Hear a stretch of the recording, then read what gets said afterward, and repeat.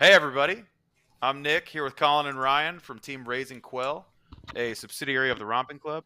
We are joined by Tom Battaglia, the number 3 ranked player in the world. Number 2 Ooh, in the To the world, U.S. number 2 dang. ranked player in the U.S. based on ELO. I think it's 7 World, but that's So yeah, before this weekend. who's number 1? Andrew Rothermel. Oh, okay. Tom's the number 1 ranked player in the world as far as I'm No. concerned. To his credit, he's top 32 like every major for the past year and a half. Good for him. Is that the guy Yeah. on the Wolf Pack? Yeah, Yeah, I see his name a lot up on the graphics and everything. So, Tom, number 2 ranked ELO based player in the U.S.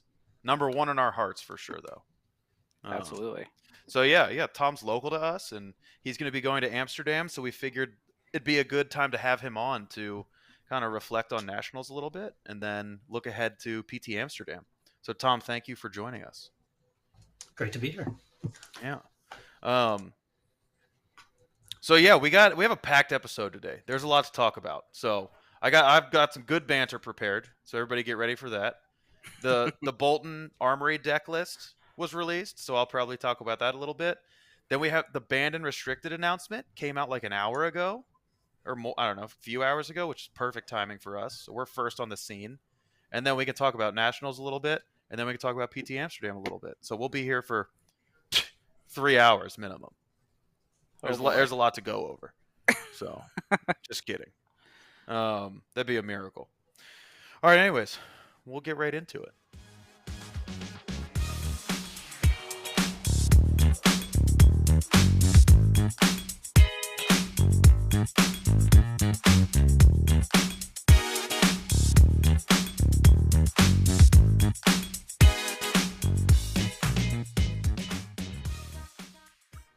All right, anyways, guys. So I got some banter. So I had the pleasure of seeing Colin earlier today. We decided to go to the beach, little afternoon beach trip. We'd take the It was kids a to the good beach. time. It was a good time. Let them run around in the sand. So I get there and I need to stay safe. I'm applying sunscreen. I get my front.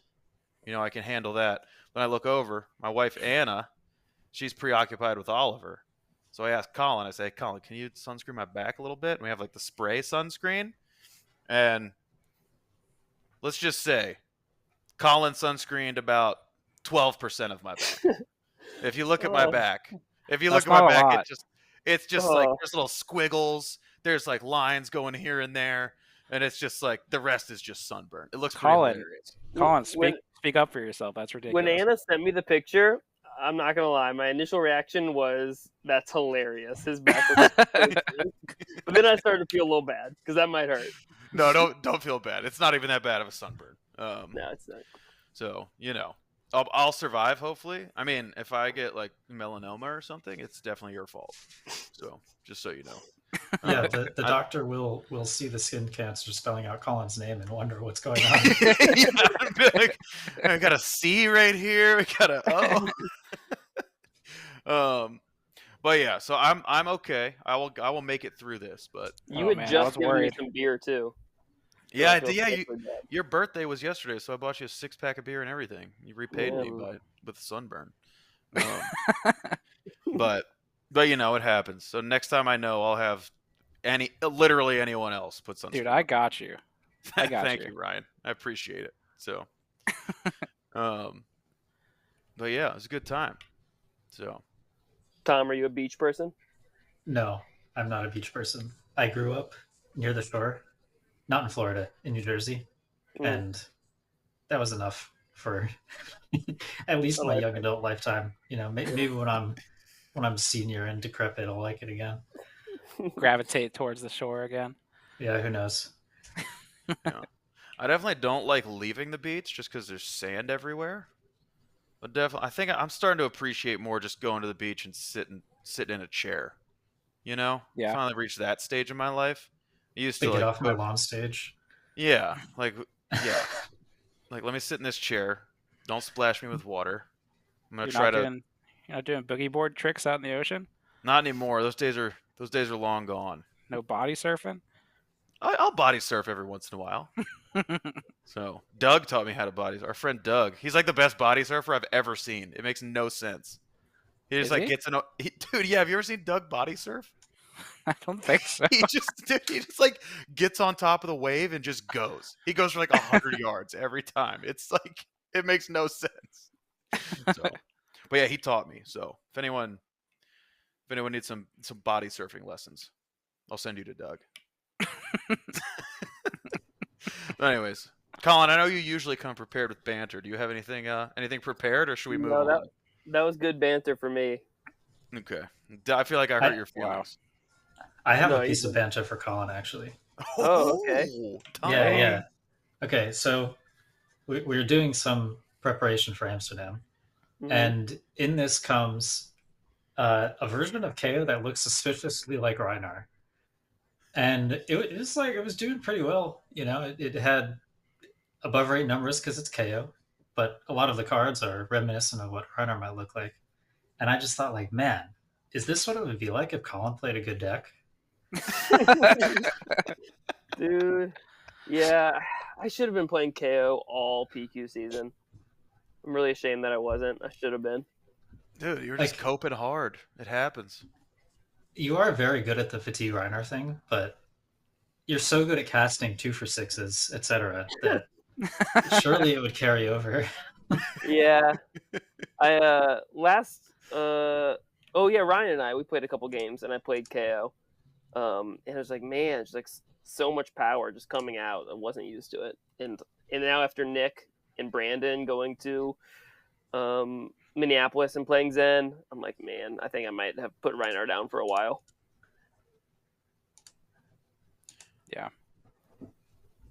Yeah, it's definitely it's so easy to want to cope on a deck because I think the thing about it is it's fun. Like it's fun to feel like you're like figuring something out. Yeah, I like being the cool kid, that Yeah, plays the different deck and does well. yeah, the cool kid that plays cool card games Yeah. and plays a cool deck. Yeah, seriously, I get it. But then yeah, I've kind of accepted that like for bigger events and stuff like PQ seasons and RTNs, I think I'm just gonna like play the best aggro deck most of the time and just try to beat people's faces in. See what happens. I will Make say, Tom stop me. I never build a deck without having an airtight Rhinar plan, because I know if I ever see Colin, I want to give him a run. That's why Colin can't convert, because you're just ready for him. Well, I'll let you know if I lock out of Reinar so you can, change your sideboard or whatever. That's good. I'll respect you whichever hero you play. So that's pretty funny. So I guess speaking of coping, we can segue into the Bolton Armory deck. Because I can feel it. I'm super close to full on trying to convince myself that Bolton's the best deck in the game again. Yeah, you guys are gonna have to talk me out of it, but no. Should be pretty easy. In all serious, yeah, it should be. In all seriousness, the Bolton Armory deck was spoiled. Well, there was only one new like main deck card printed, which was Saving Grace, which is an unbelievable card. Honestly, Really like good, it's right? really, really, really good. Like really good. It's Can you tell people what it does real quick if they don't know? yeah, it's a yellow defense reaction, a light warrior defense reaction. Yeah, pitches for 2, blocks 3, costs 0. And then it has you as an additional cost, you may charge your hero's soul. And then if you've charged this turn, target attack gets -2. So it's just like a 0 for 3 defense reaction, but you can charge it, give something -2. Then if you're running Soul Bond Resolve, when you charge, you prevent the first damage that would be dealt to you in a turn. So it's kind of like a 2 for 6 that also puts a card in your soul. So in a way, it's kind of like Soul Shield in that respect, where it's like a 2-card 6 that like nets you a card in soul, which is like, I don't know, easy to just call like 1 value most of the time. But yeah, But it's also charging. Yeah, So like it's also Bannerets work with charging. it. Yeah, Bannerets work with it. The new hat, like there's matchups where like with the new hat is Blade Break 2. When you block with it, you can charge. And then if you've charged a yellow, you draw a card. So you can just like block with the hat, charge a yellow, replace the card, and then play Saving Grace still for 5, right? So like basically a 1 card 5 in that situation. So like I think that'll be kind of the play into like your aggro race matchups, just like a really high value play that like can kind of keep you tempo. Yeah, Saving Grace is just really, really good. And then he has a full new suite of equipment. There's 3 equipments that all kind of do that same block 2, charge a card. So you're trading a card in your hand for something else, like the hat. Pedro kind of compared it to Crown of Providence, which actually made a lot of sense to me. It's like block 2 and trade a card in your hand or for something else. And then the gloves are block 2, charge. If it's yellow, make a courage token. So if you draw a hand that you have no buffs, that's a bailout right there. So you can make sure to get your action points and stuff. And then the boots are block 2, charge, make a quicken token. So I'm most excited about the boots and the hat. I think those will come in a decent amount in different matchups. I don't think they will fully replace like Warband of Bologna and Snapdragon Scalers. Because obviously, like, I don't know, like against Kano, you're still going to run Snapdragons because you can never block physical damage against Kano, so you would never use the boots. And then there's matchups too where like you just need the snaps because you can never give up that card for the action point. You just like need to be able to have the action point on demand. So like Enigma is a matchup that comes to mind. Like you just need to be playing as many 5-card offensive hands as you can. So yeah, there's my rant about that. What else? Oh, the chest piece, pretty disappointing. It's a light equipment, not light warrior, doesn't block at all.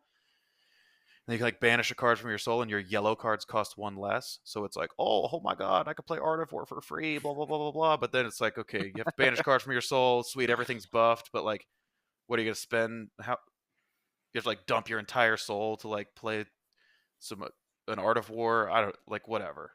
Or like you can play a Via the Vanguard for free, like on demand 1 turn. It's probably really good in Blitz, but Blossom of Spring is probably just better in Blitz. I don't know. It's just like kind of mid, kind of disappointing. I hope someone changes my mind on that, but I think that like you would have to really just change the rest of the deck for that to work, and it's like I'm not gonna run 50 yellows. Like I can't dilute my deck that much just to like have 1 good turn. So I don't know. I'll still play Bolton at Armories and stuff. Like that's probably the Armory deck that I'll bring. I might just literally just bring the Armory deck list for a while. Like just not even sleeve it. Just play it unsleeved, shuffle it up, and let's go. But yeah, so pretty exciting. I'm glad he's getting some support. And Saving Grace is like really, really, really good. It's awesome. So there's my rant about that. All right, I'll pass it over to you guys for the rest of the episode. So you guys got any questions about Bolton? You guys got any comments? Yeah, I have a question. Oh, shit. Moral of the story, he got some good cards and he still beat you. Is that right?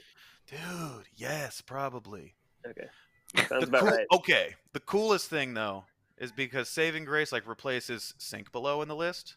So you are running a lot more yellows. Like you're probably running base like 34 yellows. And then Slap Happy's been kind of a thing that has really been overperforming for a lot of people. So Prayer of Bologna might be on the table as like a high roll type of option. What does that do You again? know? Prayer of Bologna costs 1. Your next attack gets +2. You reveal the top card of your deck. If it's yellow, you put it into your hand, and then you can charge a card. It's the only way in the game to charge a card not from your hand.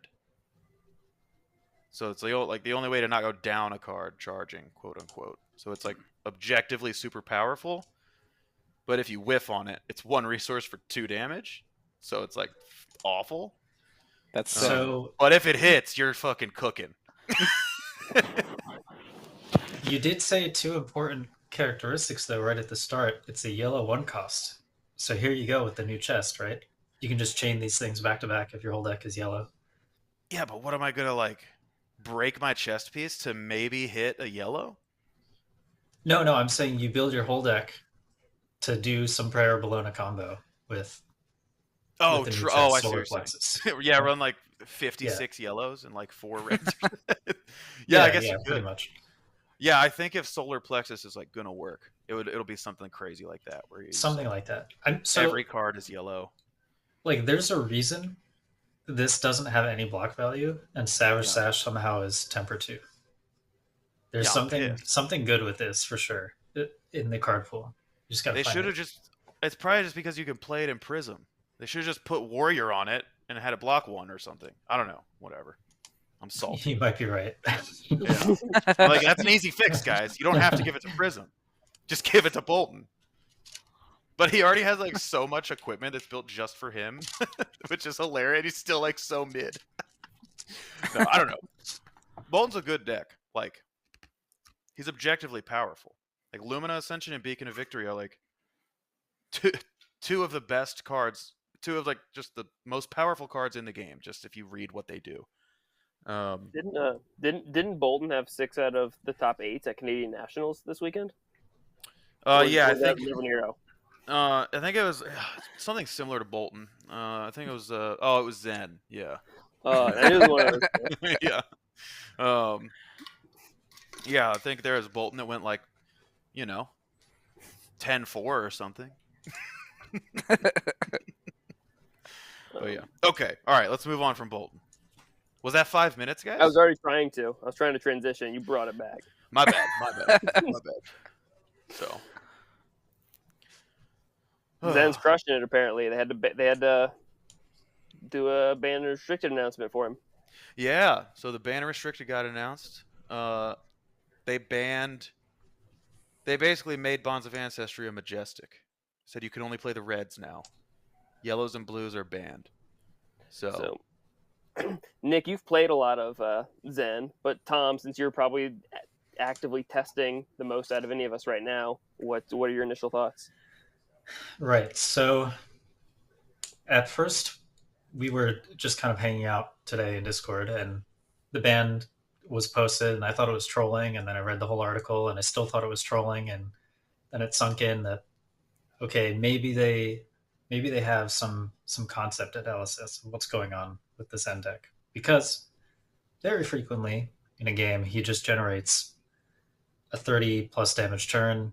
There's not really a good way to interact with it. Even if you can interact with it and say take one of his cards before he does that, it's 27 instead of 32, which is still insane for something that takes almost no setup.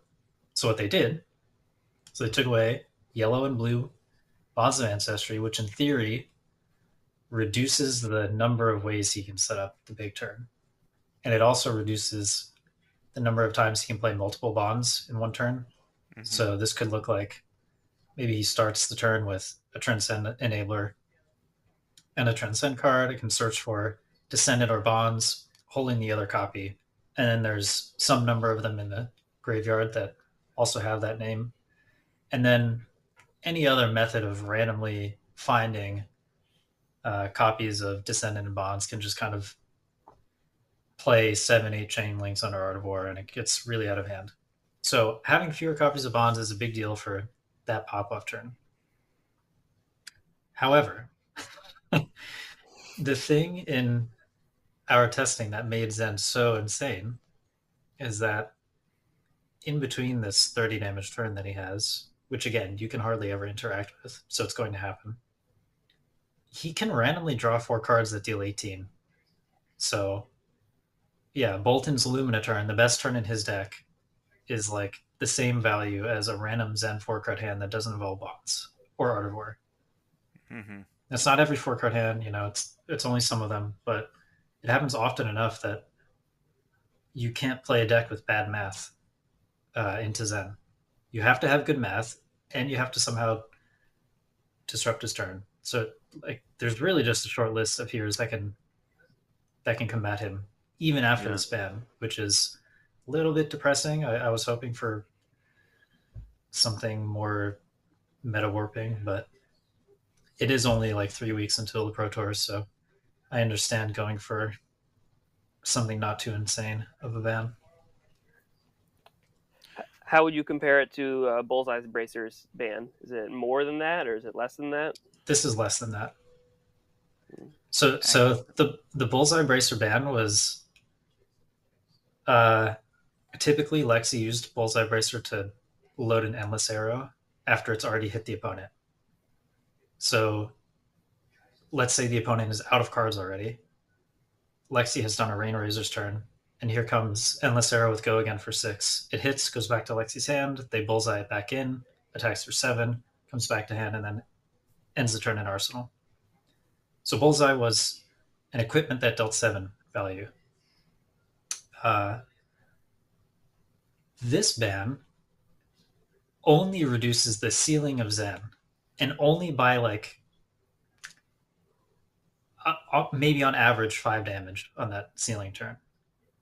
But it doesn't stop him from doing the ceiling, and it doesn't stop him from doing the turn-to-turn math that Mm-hmm. that he's been capable of. That was like so like about the difference is the Bullseye ban was an equipment that started in play. So every single game, Lexi lost 7 value, just straight up. But there's no guarantee that Zen loses any of this value. Yeah. Yeah, I thought it was really interesting too, and like what you're saying, just about like the math that Zen can output. Like it can just do like 4-card 18s and like 3-card 15s, like 3-card 16s off blues and shit. Like it's crazy. I was really surprised they didn't hit the boots for the same reason that they hit bullseye bracers. But yeah, and then like Evan, the reason Evan's deck was so good at nationals was because like it could do the bonds shenanigans, but he wasn't playing 9 bonds; he was playing 6 of them, and it could do a double or triple bonds turn like pretty consistently. But like outside of that, it just like the math was just insane. The math is just crazy on the deck. Like it doesn't need to be doing the bond stuff to be beating you. Yeah, and Yeah, I think this ban it targets the version of Zen that is like the most toxic and high rolly. Like that 9 bond spam with like shifting winds and stuff. It stops that version of the deck. But I don't even think that was the best version of the deck. right, It's definitely like the most right. toxic and the most like had the most potential to high roll. I guess this ban does hurt shifting winds a little bit. It makes that card a little bit worse because you're not Yeah, there's no way to do a triple bonds turn anymore. You can't play all 3 red bonds on the same turn. I don't think. you're right. I think the shifting winds gets worse, and maybe there's some other combo target that it cares about. Fluster Fist, maybe. 100 Winds, maybe. But for instance, let's say you take Evan's deck from US Nats, first place. You take out the 3 blue bonds, and you put in 3, just say Winds of Eternity, right? He's on Mhm. 600 wins. Like sometimes this is 0 for 4 blue. That deck is going to operate almost exactly the same on most turns. Yeah. And like do all of these things that I've been saying it does that you're reiterating. Mm-hmm. The math is still there, and frankly, I think it's still a problem. I think when the dust settles, basically Victor will have slightly less ways where he gets high rolled out of the game Mm-hmm. in the Victor versus Zen matchup because the double bonds won't happen, right? As Mhm. frequently or at all. And I think that's pretty much it. I'm not even sure New gets that much better because the way Zen tends to beat New is like, oops, it's turn 2 for Zen. You didn't disrupt him, and he drew his thing, and he just hits you for Yeah. 30. So like that can still happen. I guess there's 3 fewer cards that could end up in Zen's grave on turn 0 that enable this shenanigans. But Mm-hmm. yeah, I think truly almost nothing is going to change, and that's a little depressing. Mm-hmm. Is there a card you wish they did hit instead of the bonds? The hero I- card. No. Yeah, errata. So let me digress a little bit about the MST heroes because I think the set overall is like a huge success. Mm-hmm. Blues Matter is a really nice theme. The way that they work all the cards that transcend to not only be legendary, so you can't kind of jam your deck with the best version, but also just kind of the mechanic itself is very satisfying.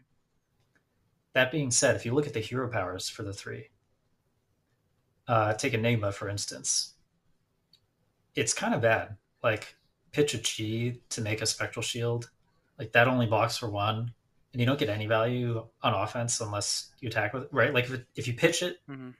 to Enigma and it just dies, You spend a whole card for 1. So you have to be attacking with it.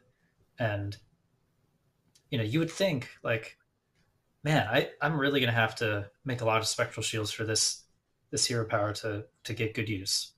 And like, that's true. You kind of do have to make the game last a while to truly get Enigma's value. Okay, cool. So that's Enigma. Then you look at New, and it's like you go down the list of heroes in the game, and the ones that her hero power actually interacts with is like 3. You got sometimes Zen if his Vanish Zone gets really out of hand, but almost always not. The Guardians and the Roots. Those are like what New interacts with. And then the Mirror. So her hero power is, I don't know, she gets to play Mystic cards, right? In most matchups. That's her hero power. But then Zen is here. And it's like best card in your deck every turn, fodder for Art of War, your blues turn into reds on power level. I mean, the difference is really stark. So this is kind of the preamble for what do I think should have been banned.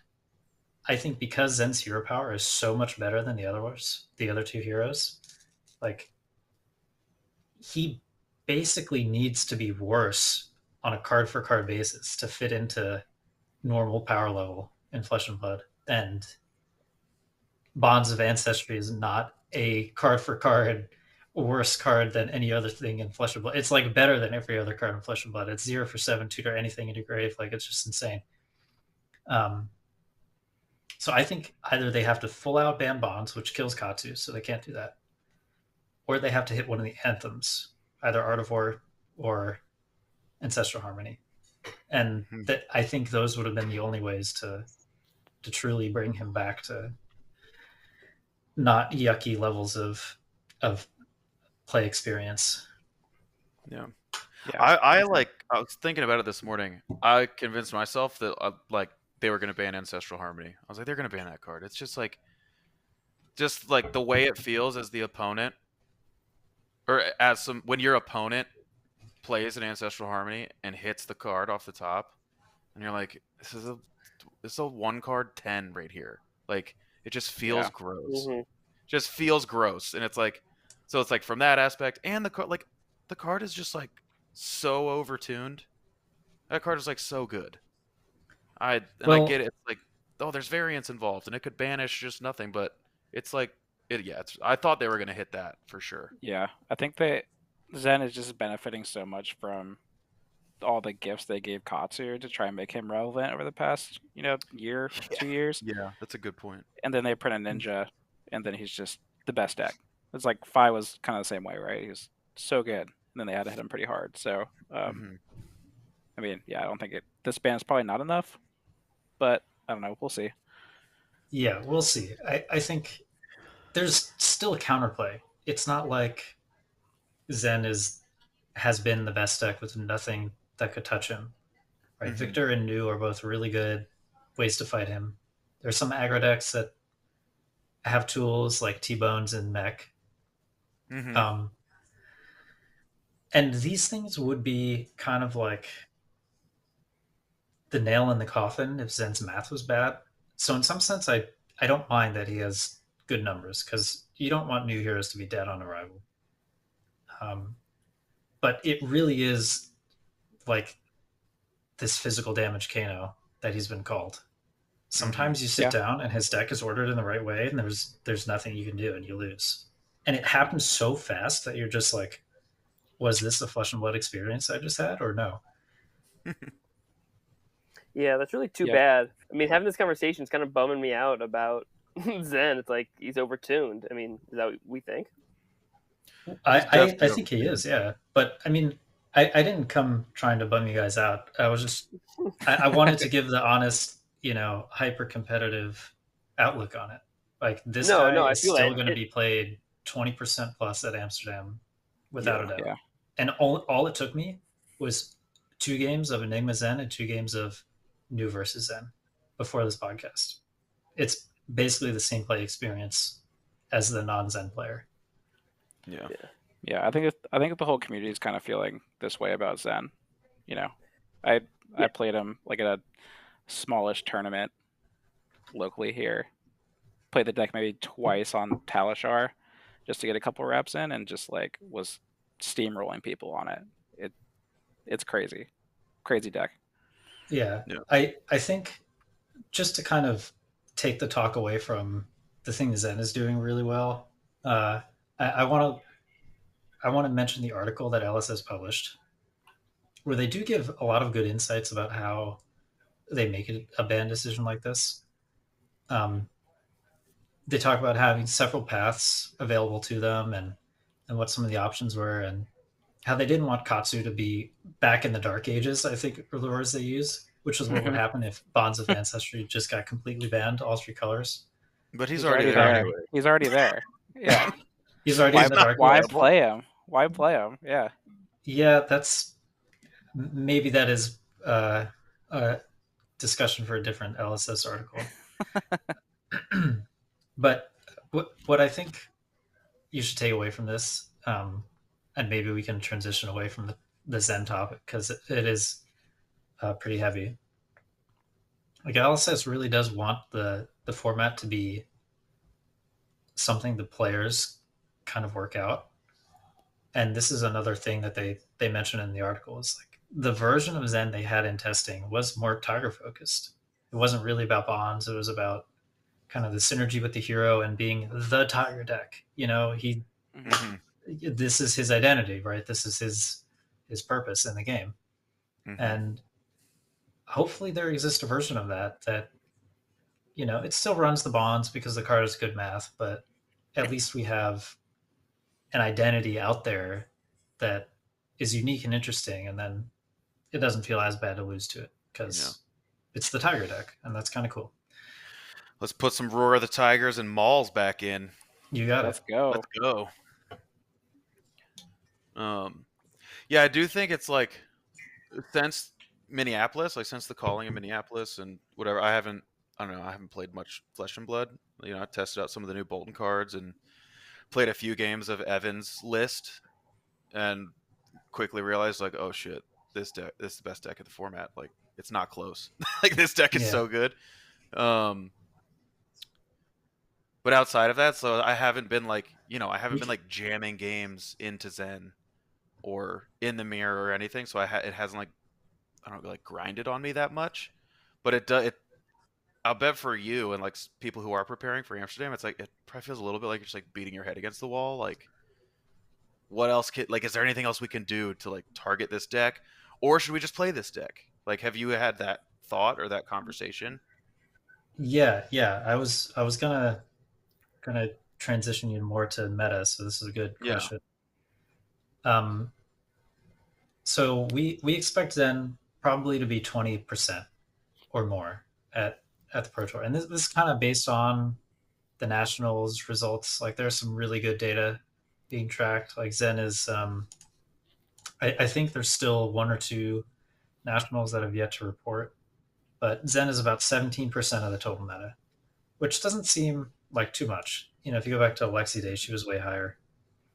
But usually for, you know, this tier 4 event like a Pro Tour, things consolidate and people tend to play what they think is best more than at like a 24 player Nationals or whatever that is. I think the smallest one is 24 players. Yeah, there's like a pack of them here that are only 24. In any case, if that is Zen, right? If 20% is Zen, or maybe 22 to 25, what's everybody else doing? And there's good reason to be an answer to Zen if he's that much. And really the main one I'm looking for is Victor, which is funny because when MST first dropped, the way New and Enigma interacted with Victor was, you know, people caught on pretty quick that Victor is going to have a hard time into those two heroes. Like, New plays out his banish. It's like some of the highest single card value you can get in the game is playing 3 spells out of Victor's banish with 1 cheat card. It's insane. Yeah. And then Enigma, of course, kind of asks the damage per turn question that Guardian does not answer too well. But Victor might just have the best claim to being a counterpick to Zen. as a highest win rate when you sit down and reveal heroes, which is not what people, I think, would have said at the start of the format, that Victor is a real choice. But I think it's the case. And strangely, Victor and New have a similar matchup spread, so I would kind of lump those two together and say maybe 20 to 25% Victor plus New. And that still does leave 50% of the field that's not Zen. We're going to have our illusionist simps. There's going to be plenty of those. Yeah. But the point is, like, even though it's a Pro Tour and people want to compete, the game is not just sweats. Myself included. You could never catch me playing Zen or any other deck to beat that's an aggro deck. It's just not interesting to me when everybody comes trying to beat me. And like basically my only interaction is draw my stuff and play them in the right order and see if that's good enough. And there are a lot of people who have that mindset, and a lot of people who are class specialists. So it's still going to be a diverse meta, and there's draft involved. So like the Zen Doomerism really goes as far as like playtesting sessions. That's like the worst, right? When you just have to play 10 games because you just need to know what's going on. Yeah. You're like, shit, this deck is really good, isn't it? Yeah. But in reality, you'll play like 2. And then if you're lucky enough to top 8, you'll probably play 1 or 2 more. And that's not the most. So this is about to be the greatest psyop of all time, because Tom is going to win PT Amsterdam on Zen, and it's going to be unreal. I'm going to post this clip of him saying, "You will never catch me playing Zen." So no, I think I would sooner cosplay Zen than actually play him. That would be awesome. That would be sweet. Definitely do that. You should definitely do that. It'd be awesome. The reason it's like an ultimatum that'll never happen is because there's no way I'm shaking my head. You get a skull cap. Yeah, we get you a bald cap. Yeah. Or if you ever do want to shave your head, we can head out to the shub, and I'll cut your hair in the shub after a draft. So, Colin, I still have to cut your hair in the shed. Yeah, I tried to get you to that one day. You wouldn't do it. Chickened out. I didn't want your wife to yell at me. Well, she cut it instead. Is the lighting good enough in the shub? Dude, for a haircut? You don't need a lighting to cut hair. You're fine. Just feel it. You just feel it. So Tom, you made a comment earlier about the bonds ban. I hate taking us back to this, but about the bonds ban stopping you from high rolling Victor a little bit. Is there a chance that, even though they didn't mention Victor at all in the article, that specific matchup was part of what played into their decision?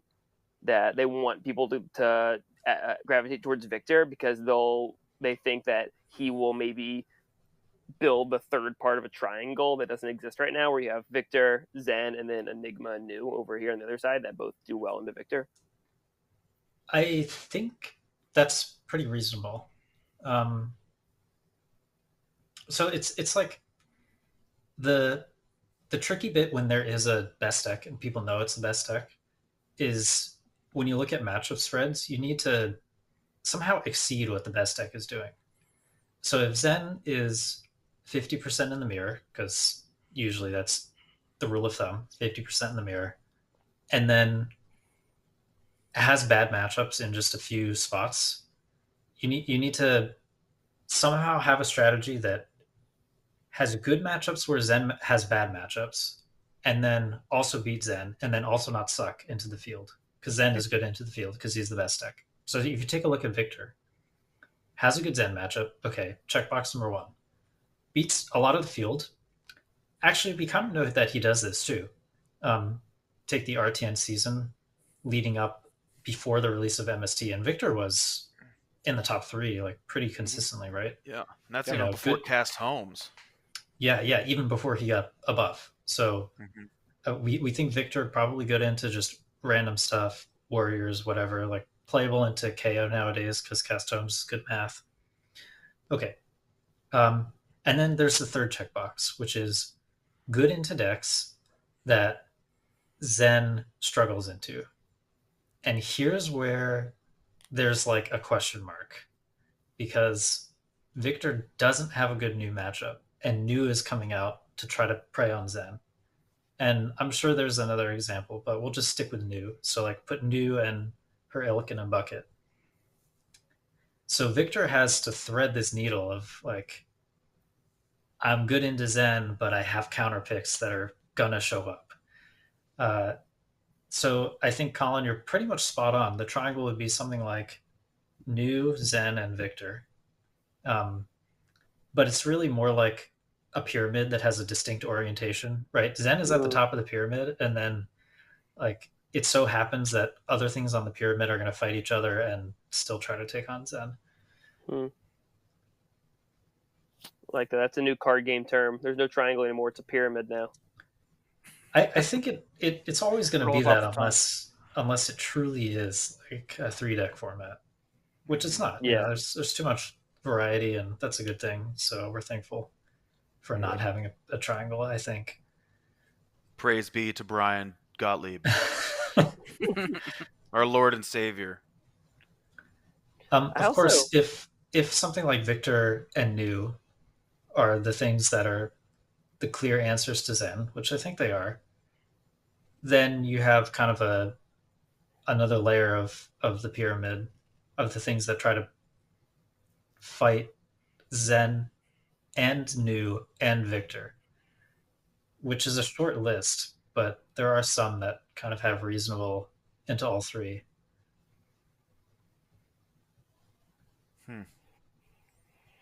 Dang, I'm glad I'm not going to Amsterdam now because now I'm just like stressed. I'd be so stressed if I was going. I'm not jealous. It's not that bad. Like basically you just lock something in far enough in advance, and you know where the bad matchups are, and that's okay because all the heroes have it. So you just kind of practice most you can on your strategy. Do you want to talk about your like testing and practicing process at all, and like how much of it is discussion, how much is play testing, and when you play test, what you like, how you do that to be the most effective? Yeah, because before you do that, we should shout out your testing strategy or whatever it is has proven to be, I mean, incredible because you put up consistent results. Like at PTLA, you went undefeated in constructed. You did good at constructed and nationals. What was your record at nationals in CC? At nationals, I had 6 wins, a draw, and a loss. Okay. But yeah, like you like consistently win CC games. Like it's nobody's business. I definitely like CC more than draft. Because like drafts are so much you can't plan for. That's kind of the nature of it. That's what makes it hard. And I think essentially in the mixed format events where you have both draft and CC, draft acts as this kind of great filter, right? You have to have some base level knowledge in draft to be able to do well. And if you have that, you graduate to the lottery where you can participate, and whoever rolls highest on the lottery gets there.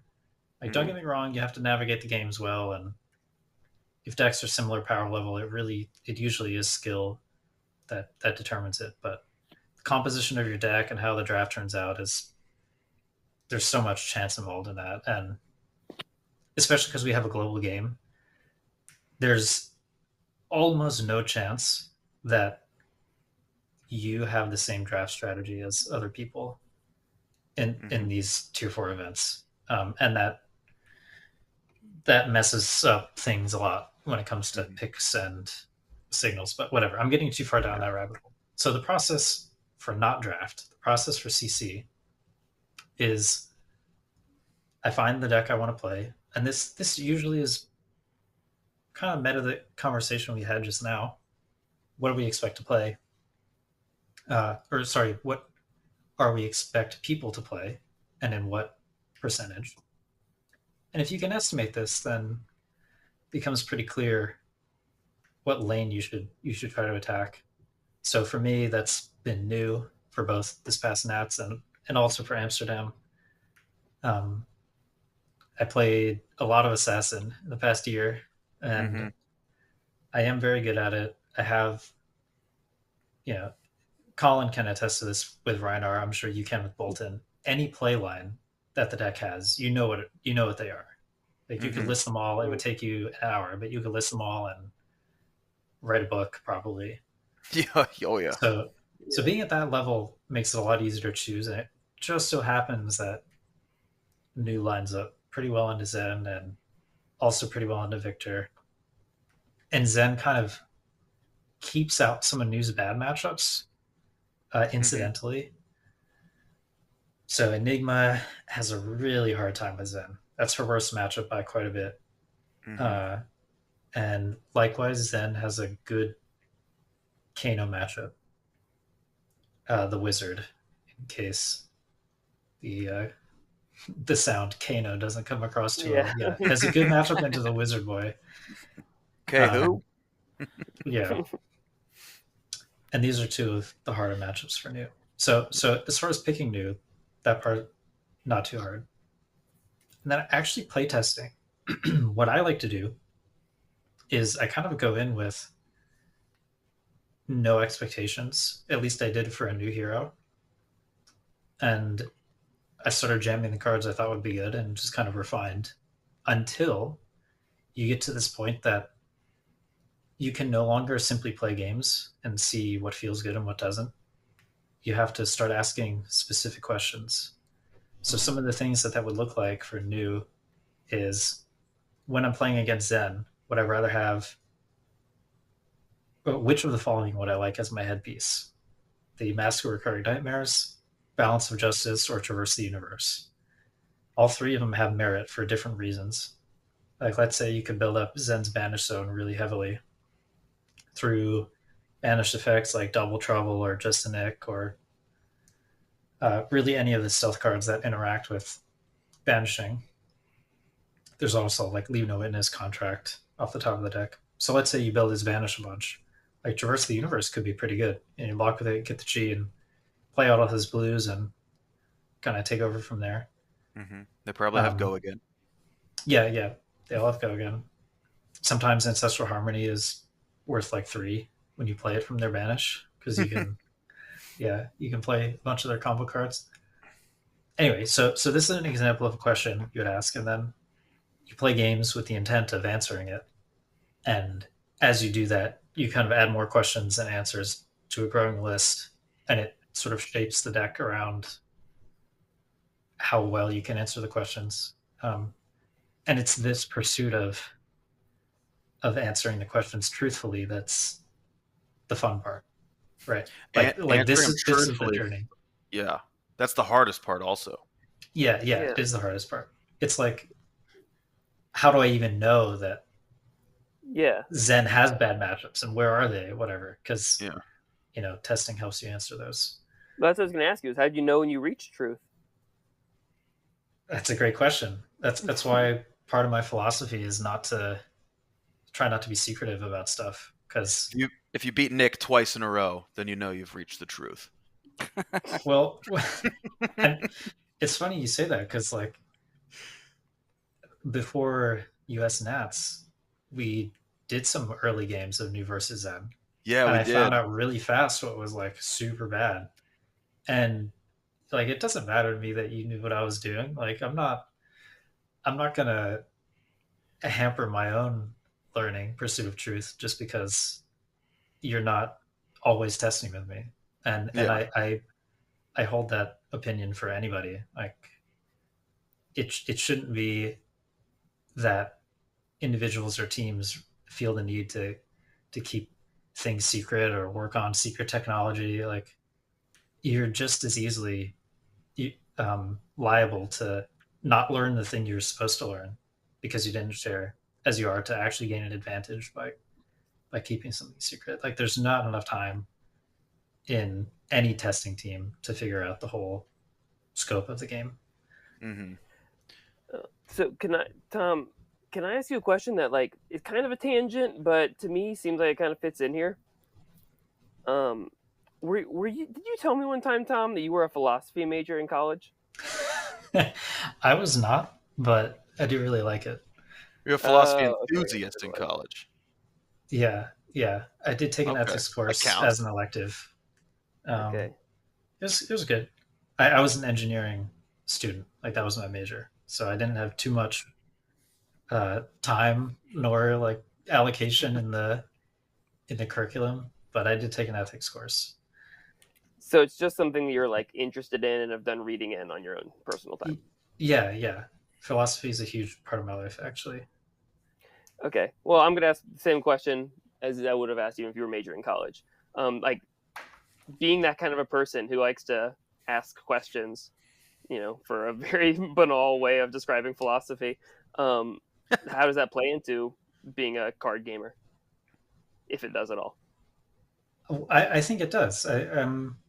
Like this dynamic about learning and trying to find the truth is kind of rooted in some of the concepts of rationality that philosophers often have, um, whereby you should approach things with uh, a skeptical nature, right? Like you should be willing enough to change your mind if good evidence presents itself, as a philosopher, and this is how you would come to approve or disprove certain conjectures, and you would do this based on the validity of the premises plus data that's available. And yeah, I think these things carry over pretty well to trying to find the truth of this closed system, this flesh and blood that we play, as it would with other games. The unique thing about flesh and blood, though, is because there's such an importance on the random element. You're shuffling cards in the deck, and how you draw them does matter. It really does come down to choosing the best possible approximation of the truth that you can come up with in the time you have, because you're never going to test enough permutations to know really, like, to the 10th decimal place how many percentage you gain or lose by including the 6th copy of Bonds of Ancestry in your deck, right? There's no way to know that for sure. um, but so yeah, that was a long-winded way to say I think I approach a lot of things with that skeptic mindset, um, and trying to kind of interrogate from first principles and find the thing that makes sense. Yeah, that makes sense. It's like you're prodding something slowly to see what you can get from it, what truth you can discover from it in both disciplines. Yeah, and this is, I think, at its best, or I use these techniques the most for limited.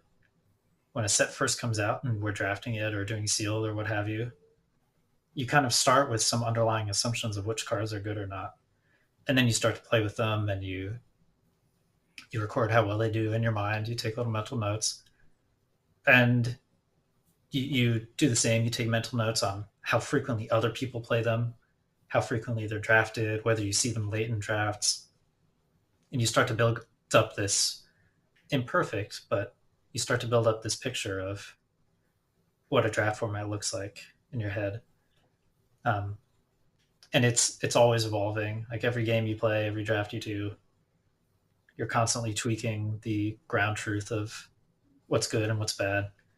And to use some of the older philosophical ideas, you really are just like trying to attain the world of forms, the platonic world of forms with this stuff. You want the base level thing that you can attach your principles to, and understand the rest of it just based on those things. Like the platonic solids, for instance, have kind of like equal angles for the polyhedra or whatever. You want to be able to build up your worldview, or a draft worldview, or classic constructed metagame worldview from kind of like those simple things, um, and they can be guiding principles kind of right from the beginning, and then you attain the nuance with repetition. Yeah, I don't know if I've just never practiced a draft format enough, because I really never have, because I've never gone to Pro Tour or anything like that. I've never really dove into a draft format, but when you said mental notes, especially, it made me think of like a lot of times I end up just like tricking myself. Though it's like I make mental notes, but then I will like lock those things in and not have the right mindset to be skeptical about them in the future. Like Ryan can tell you, one of my favorite cards from Outsiders is Feisty Locals. I think I overdrafted that card so much because it just like did good for me a couple times early. I just thought it was like so good. It probably was just okay. I like that card. It was good. I liked it. Yeah.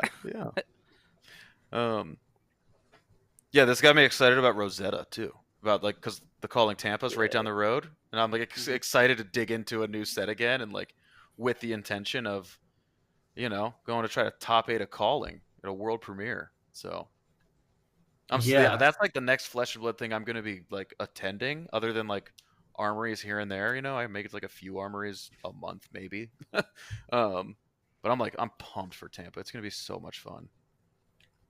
Yeah, so, for sure.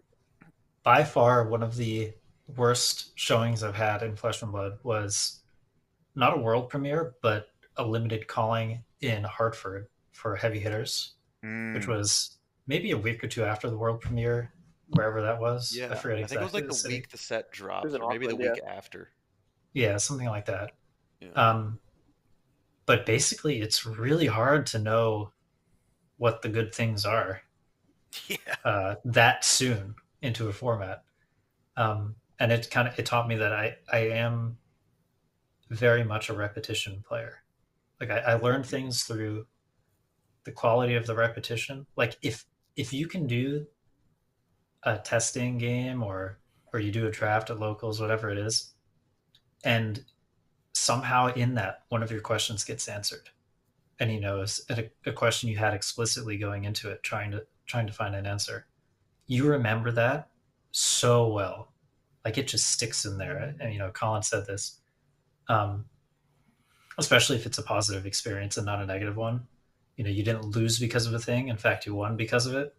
Those things stick with you, and to have none of that going into a world premiere is like, that's a totally different skill.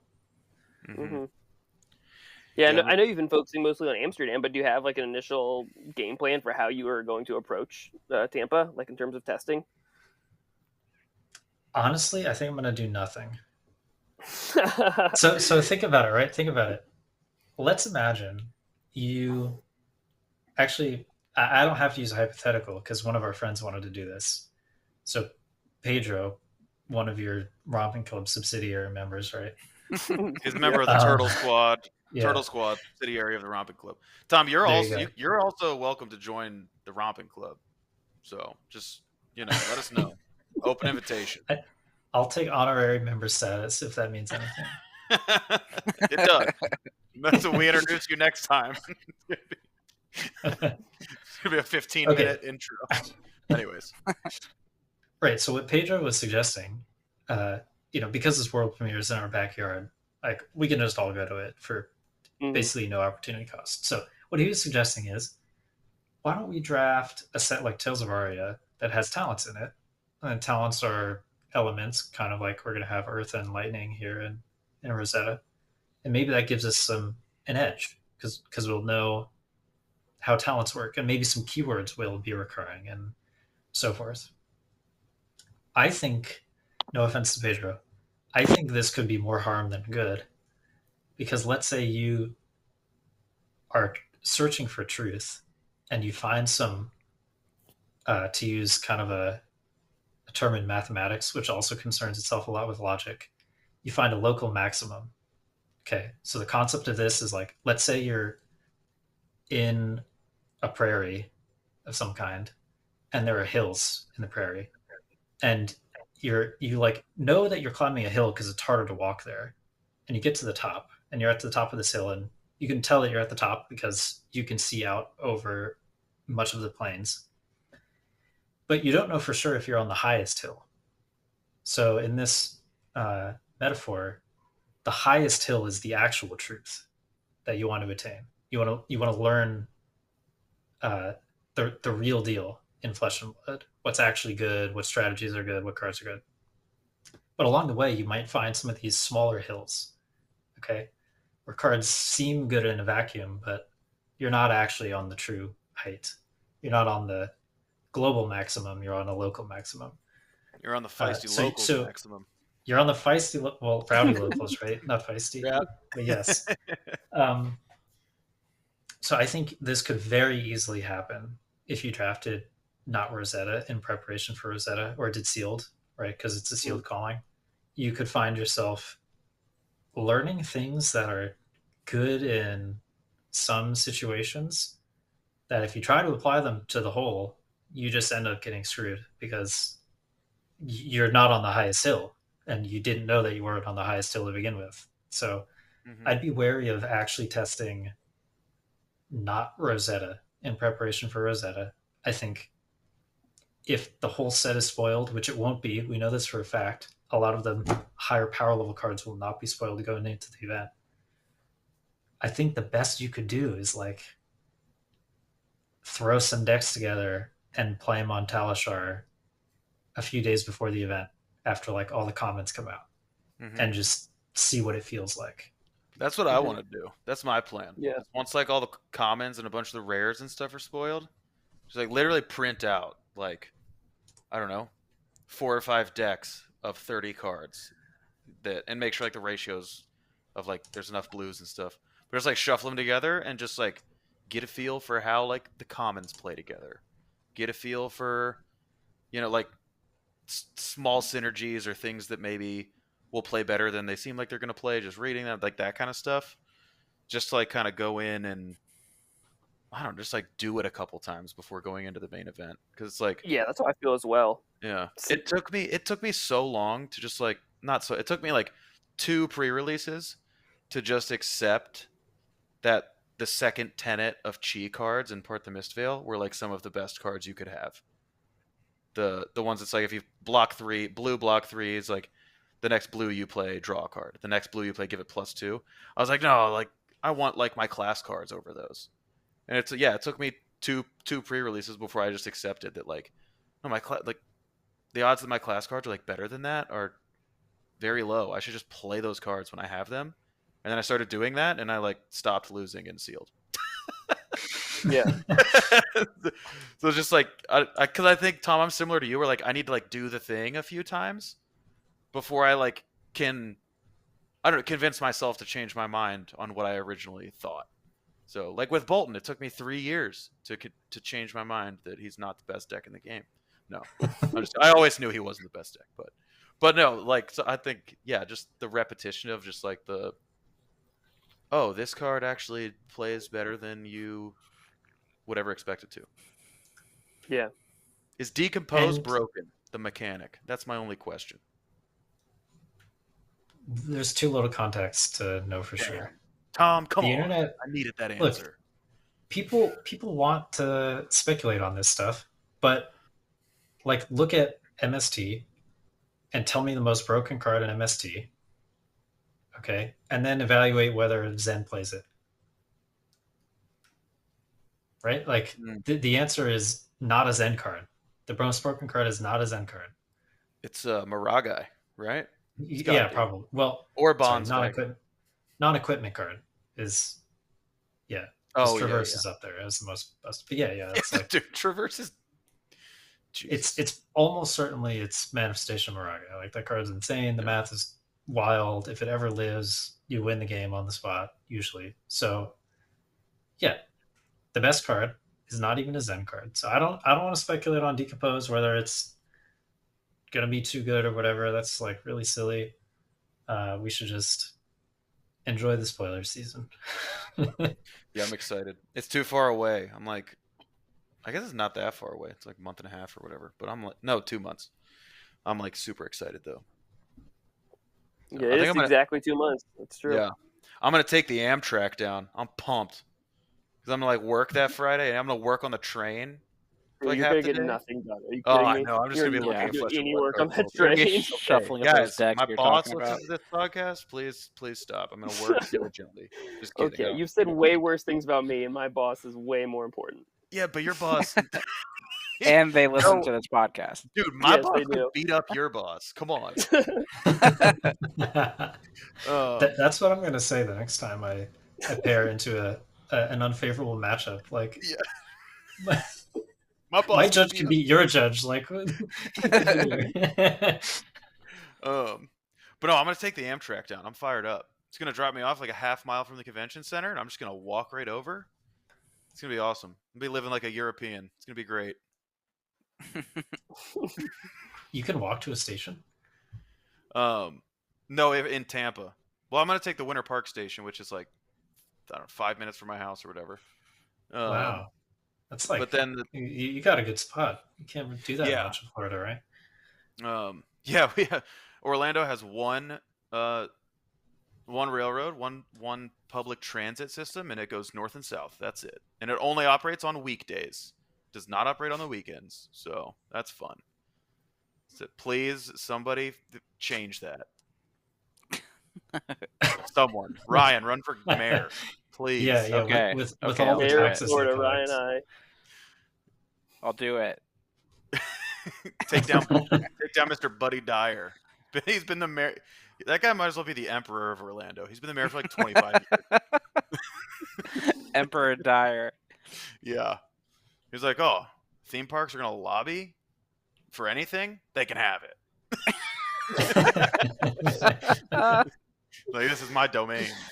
The mouse gets what it wants. I like how we always dived a little bit into politics every episode. And it's Do we? always centered around public transit. I told Colin earlier, that's my one voting issue. That's my only voting issue that I'm going to pay attention to nowadays. So you're Are not they going to for vote, high-speed probably. rail? If they're for high-speed rail, they get my vote. That's it. I want faster trains. Did that come up in the debate? I wasn't watching. I don't know. I didn't watch it either. The one with Donald Trump and Joe Byron? Probably Yeah, not. that's the one. They were both probably around when trains were invented, though. So. Like, oh, you mean the old iron horse? Oh man. Anyways, how do we get here? Just to derail your political talk a little bit. Derail. Literally. Oh, because trains.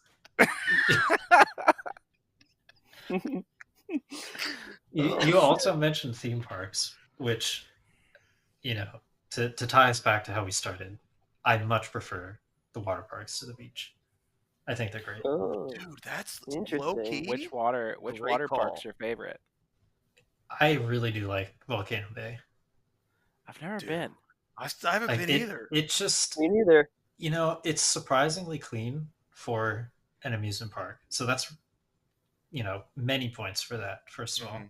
But second, lot of the there's just a Orlando lot of theme parks unique are things like to do that. there. Like, especially this. So for those who don't know what this is or haven't been, it's Universal Studios or Volcano Bay. They have a giant volcano, which itself is a ride and shoots a bunch of water every half hour or whatever. But that's not the main attraction. If you have ever enjoyed a lazy river, they have two, and one of them is like rapids. You put on a That's life awesome. vest and you float through it, and it's like you're going 15 miles an hour or something. And Wait. and it's you're like bobbing up and down, and you can swim and stuff. It's really good. We should take a Ooh. romping club trip. Yeah, we need To this. I was Volcano just Bay. gonna say that. Recording live from Volcano We Bay. should- Yo, Dude. that'd be so sick. We should actually take a trip Okay. to a water park because I love water parks too. Ryan, remember we used to go to Aquatica with the Agrestas every summer? That was always Yep. so much fun. It was fun. It is nice having the theme parks like in our backyard. It sucks like driving around down there. But we're, like most of us are, I don't know, 30, 45 minutes away from the touristy areas. But it's nice to be able to like go to Epcot when you feel like it, or like go down to City Walk and do touristy stuff. Like it's nice that it's there. Yeah. I appreciate it. I really do need to check out Volcano Bay. I've never been either. That sounds awesome. Yeah, we should go. And guess what? You don't get sandy at a water park, That's So true. but it does Well, cost money. The beach is free, so Mm. But we yeah, should plan a trip. it's definitely worth making a day out of. Guys, I turned 30 in a couple weeks. Should we go to Volcano Bay for my birthday? That'd be awesome. Oh shit. I'll apply the if you- sunscreen for you. Yes, I need someone other than Colin to put on my sunscreen. Oh man, that actually sounds like so much fun. Nick, if you win the calling Tampa, I'll take you to Volcano Bay. Deal. Ryan, if you win, you get to take us. Deal. What if Hey. Tom wins? Winning a calling is a fat payday. Like, there wouldn't be any complaints from me. Yeah. Yeah. Right. Sell that balance of justice immediately for like 10K or whatever.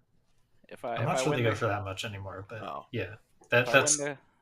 If I win the calling, I'm taking all three of you guys. We're going.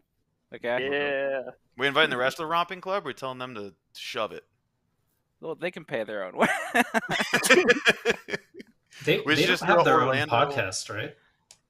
Nope. Yeah, so they're not paying any bills. Like, what? That's right. There's no question here, right? I'll pay for Lewis and Pedro, but not Brandon. Not Brandon. Oh yeah, Tom, you probably don't know. Ryan and Brandon have a feud going on. We do. Oh, really? Yep. Yeah. I think they might physically fight in person. I think it's Why because is Brandon's jealous of me. I don't know. He's always had a problem with me, and it's time to end it soon. Yeah. Is I this- see is Ryan's this like, a "Oh, fake that beef? guy." I Like- thought like it was fake Brandon at is- first, but it might be real now. I don't know. I don't know. He'll find out. Since Is Brandon's not here to defend himself, I think I will point out, didn't he beat you at that winnow case last week? He did. He Yeah, actually kicked my ass pretty bad in the Zen mirror. And you guys had a chance to fight physically, and you didn't. Correct. I wanted to fight him. I held back. Sounds though. like fake I was beef I was to me. the bigger man there. So this is an in-game beef. Yep. In Romping Club universe beef. Okay. WRU.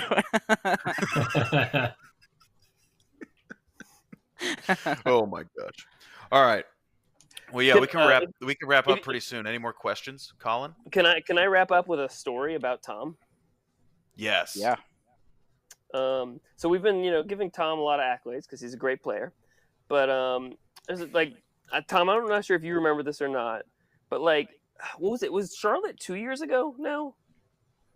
That was the Think- Nats from 2 years ago, but it happened not 24 months ago.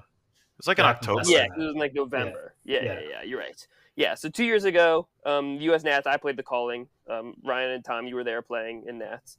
But I remember walking to dinner one night after playing, and Tom, I don't know exactly how you did, but I don't think you had like a great tournament. Because I remember you just like expressing a lot of self-doubt on that walk to dinner. And we were talking and a lot, and I was just like kind of giving you the platitudes that one friend gives to another when one's experiencing self-doubt and stuff. But I wish that 2 years ago Tom could see you now, because you're like such a good Flesh and Blood player, and you should have no self-doubt whatsoever, because you're like clearly such an accomplished person and you're awesome at this game.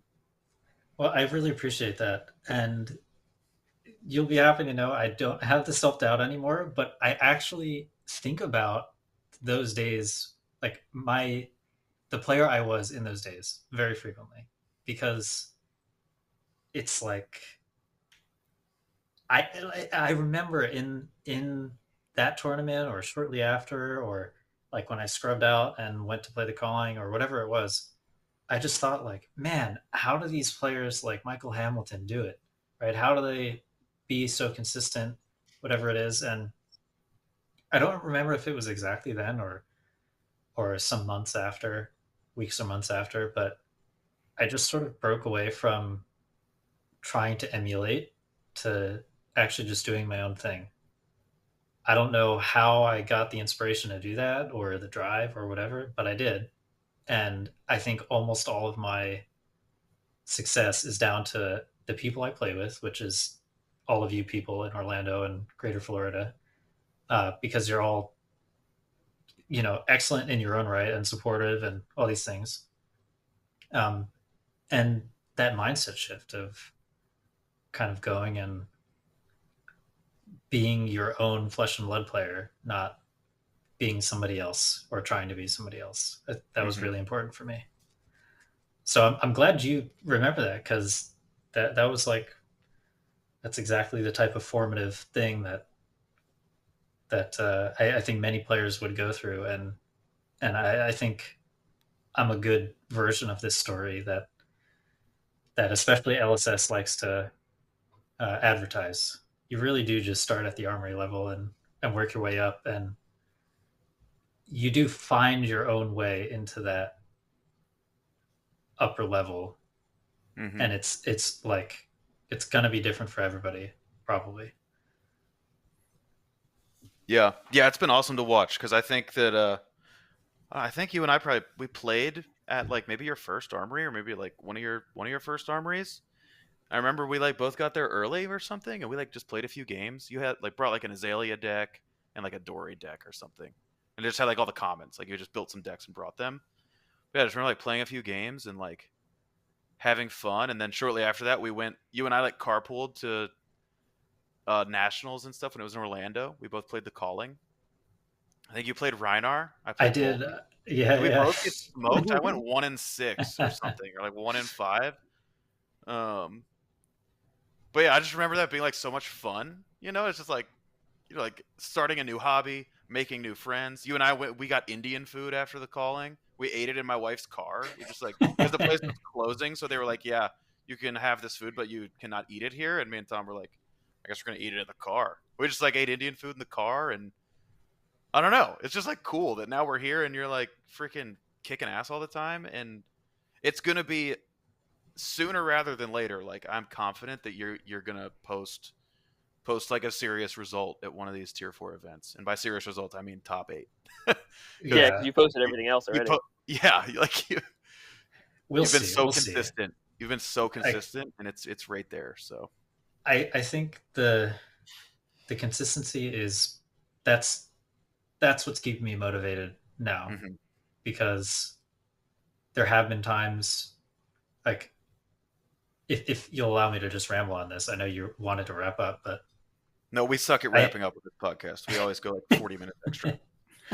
I think sharing the stories is kind of, it's something that we don't get enough of in Flesh and Blood. It's always about the top 8 list or the ban and restricted announcement, but yeah, stories of the players it's like what you would follow in sports anyway. So yeah, stories of guys being dudes and girls being yeah, gals.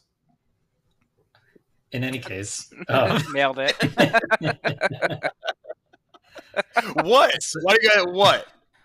What? Why does everybody look embarrassed? Nothing, man. The podcast is better for you having said that comment. It's so much better. Oh my god. Oh my god. All right, I'm sorry. Tom, continue. So this story is from Pro Tour Las Vegas. So that's the one that ended this past spring and is the Pro Tour preceding Amsterdam. No, wasn't it Vegas? Oh, Vegas was Nats. Yeah, LA. Yeah, okay, yeah. Los Angeles. Okay. Thank you for sorting that out, because it freaking sucks to somewhere on the West remember them. West Coast doesn't matter. West Coast isn't, like, the names are all right. Whatever. Okay, so at this Pro Tour, I took Azalea. I practiced quite a bit. This metagame was like mostly Dromai KO Warrior, and Azalea had reasonable matchups into all 3 of those. Ended up being a pretty good pick. I went 4-0 in the first day in CC, and then I get in the feature draft pod. I'm not the featured player, so they're not over my shoulder with the camera, but I'm in, pod 1 of X, and this is the first time I've been in the top tables for a tournament. Like I've had, my best result prior to that was at US Nats in Vegas. Yeah, that's the right one. Where I did not start in the top tables. I was kind of not quite a submarine, but just in the middle the whole way until right at the end where it spiked a bit. You finished 12th at that, right? Or what'd you finish? Yeah. 12? Okay. Okay, so the Pro Tour, my first time being at the top tables, and so I sit down. To my right is the eventual finalist, Max Klein. To my left is world's finalist, Xing Sang from Hong Kong. And the list goes on of just kind of name after name. And I think like, okay, this is the testing, the proving ground. I haven't been here. Let's see if I can do it. And I get past. It's on stream actually. Basically, the whole deck I get past goes through Francesco Giorgio, who's on camera. It's a Victor deck. I get at least one test strength. I have Golden Sun. I have a decent number of blue 3 blocks, and it's looking like I should be able to get a win or two and get myself in good position for day 2. And I end up 0-3ing this draft, and it was almost nothing I could have done about it. I picked the hero that was passed to me. To my right, there were 0 guardians until the 5th seat away, so I was in the right hero. But to my left, there were 2 guardians. I don't remember if they were in a row, but one of them was Xing, the world's finalist from 2023, who basically forced guardian, and that was it. Like, I train wrecked because the guy downstream was more akin to, or more happy to force than to try to read the signal. And that's just like part of the game at this level, right? Like, everybody's got their different strategies, and it just didn't break my way in that draft. And it really was like it was hard to wrap my brain around having done the 4-0 start and then just train wrecking a draft that by all means I drafted the right seat. And so like these learning moments are really what it shows you, that if through all of that you can still play well and keep your head up and finish strong, that's what it takes. And eventually you will get what's coming. And hopefully that's for me. I'll get what's coming, hopefully, because hopefully in a couple weeks. This is like pretty much the same thing happened in this past Nats. I start 6-0 this time, and I get on stream and play against Michael Hamilton in draft, and he has the right card at the right time every time, and that was kind of a non-game if you look at the grand scheme of it. And that just happens sometimes. And then it happened in the final round of the second draft on the second day, basically a non-game. I had a non-game against Prism in round 11, the eventual top 8 Prism from US Nats. And my one draw is basically the bubble that kept me from top 16. So, like, a lot of stuff is out of your control, and maybe it doesn't happen in a draft train wreck, and maybe it happens in a matchup that's not good, or a draw sequence, their deck is lined up the right way. And so I think the key to having the consistent results is somehow you've done it through all the variants. And that's probably the sign that you should keep at whatever you're doing. It's working if despite the variants you're still finishing strong. Yeah, that's definitely a really good lesson. Because it's hard to I don't know, it's hard to keep your head up. Even in Minneapolis, I started at the calling 5-1, and then I lost to the Azalea, who eventually won the calling. And then what else? Yeah, that was my one loss. And then I lost to a new. It's basically a non-game. And then I lost to finish. So I started 5-1 and then ended 5-3 to miss day 2. I just played 2 games. I just I feel like I couldn't do anything. Like the new just banished 5 of my Transcends cards to start the game. And then I played the mirror, and I got to watch my opponent play Zen while I watched myself die. I was just damn, it's really hard to keep your head up. It's I thought I was doing so good. I'm playing the best deck, trying to do the thing, I'm branching out, and then it's just the thoughts creep in of maybe I'm just not good at this game. So maybe I should just stick to playing Bolton and stay in my lane and whatever. But then it's yeah, you have to realize like no, like those things happen, and like just keep at it, keep practicing, play fundamentally sound, test with good people, be intentional about like your testing and all that kind of stuff. So, but yeah, I'm super excited to watch you in Amsterdam. I hope you're at the top tables again, Same. and I hope you're on stream a lot. I hope so too. I have a week in Amsterdam before the tournament, so who knows if any of that will impact my performance. We'll see. Be Enjoy sure yourself, to have not plenty too of fun. much. Yeah, have Yeah, plenty yeah. of fun. Trust your process. It honestly might be a really good thing to like not worry about it that much and just go have fun. Yeah, this is something else I can contribute as pseudo advice. Before these big events, I've gotten in the habit of not playing at all for like the 3 days leading up. Mm-hmm. I want to have my strategies locked in. My sideboard guide is done. There's nothing else I want to change. And the reason I can be confident in that is kind of back to the earlier conversations about truth. If you do it, like truly internalize that you're never going to have the full truth of the situation, then you never feel bad about those extra 36 hours you could have grinded, because you're not going to figure out the full truth in that small period of time extra you have. Mm-hmm. So you better use it to be in a good headspace, I think. Yeah. Pro tip: go to the city early and go have fun for a few. Go just have fun for a few days. Go have some experiences, explore. Learn some stuff about a new place. And I was told today that in Amsterdam, they're not allowed to have weed, which is legal, and booze in the same place. So there exists this 3-story building in the city. The first floor is alcohol, the second floor is weed, and the third floor is liquor.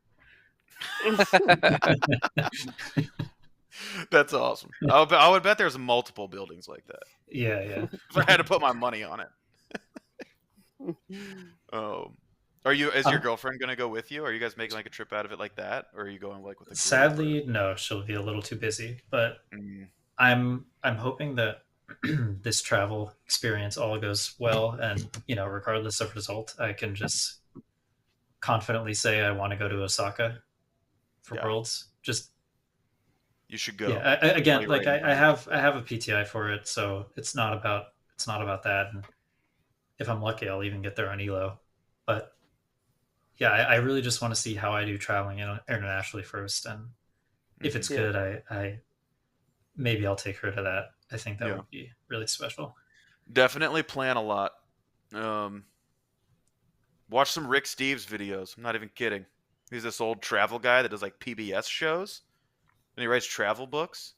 But like he has like great tips for just like getting acquainted with like what you should look for, where you should stay, like different things to do, museum, like definitely like I'm sure you are doing research and stuff. But I mean, I really like the idea of, for Japan, staying in the countryside for like a week, and you just take in the nature and the culture of it, and then just as a bonus, you get to go compete in Flesh and Blood for $100,000.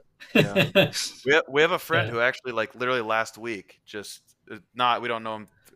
We know him from college. He doesn't play Flesh and Blood, but he's in Japan last week and like spent like a full week in the countryside, just kind of like going to different villages and stuff. Like it looked so awesome.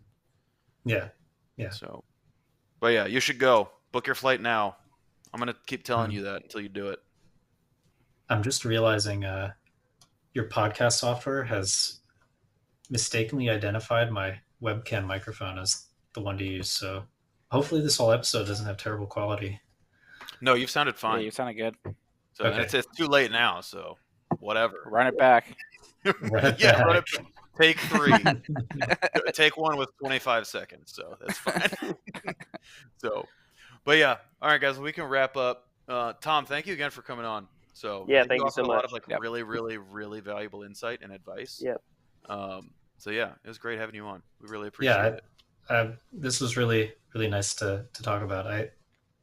I feel like I got to step outside the realm of hardcore grinding testing and just kind of share what's in there. And and it'll be nice to reflect on how degenerate I am in a day or two.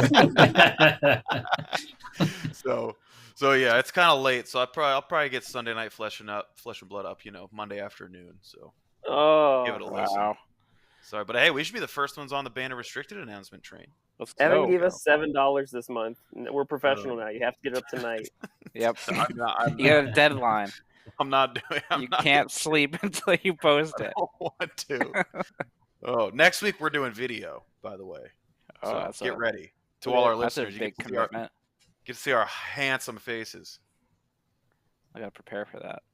Yeah, wear something nice, Ryan. Come on. I'll wear like a tuxedo.